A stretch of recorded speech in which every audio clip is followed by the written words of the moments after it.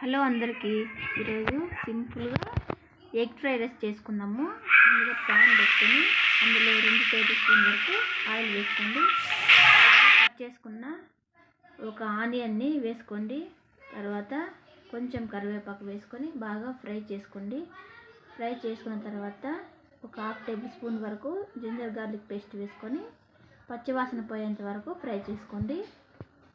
ఇలా ఫ్రై చేసుకున్న తర్వాత ఒక పచ్చిమిర్చిని కూడా వేసుకోండి, ఫ్లేవర్ బాగుంటుంది.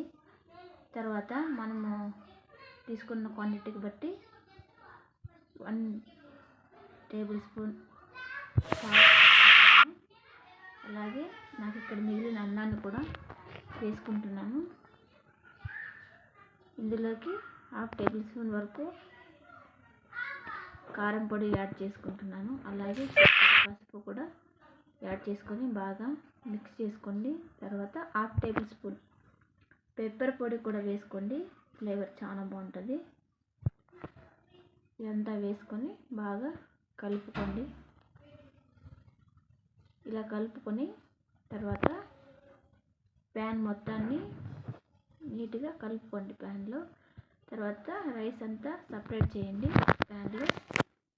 మధ్యలో మనం తీసుకున్న ఒక ఎగ్, నా దగ్గర ఇప్పుడు ఒకటే ఉంది, మీ దగ్గర ఉంటే 2 వేసుకోండి. ఎగ్ వేసుకొని అలాగే కారం పొడి దానిపైన కొంచెం వేసుకోండి, లిటిల్ బిట్ బాగా కలుపుకొని అన్నాన్ని మొత్తాన్ని కలుపుకోండి. అంతే అండి. ఫైనల్గా కట్ చేసుకున్న కొత్తిమీర, కొంచెం పుదీనా ఆకు వేసుకోండి. సింపుల్గా ఎగ్ ఫ్రైడ్ రైస్ రెడీ అండి. ఒకసారి తప్పకుండా ట్రై చేయండి. మీకు ఎలా వచ్చిందో కామెంట్ చేయండి. అలాగే ఛానల్ సబ్స్క్రైబ్ చేయండి, లైక్ చేయండి. Thank you so much. Thanks for watching.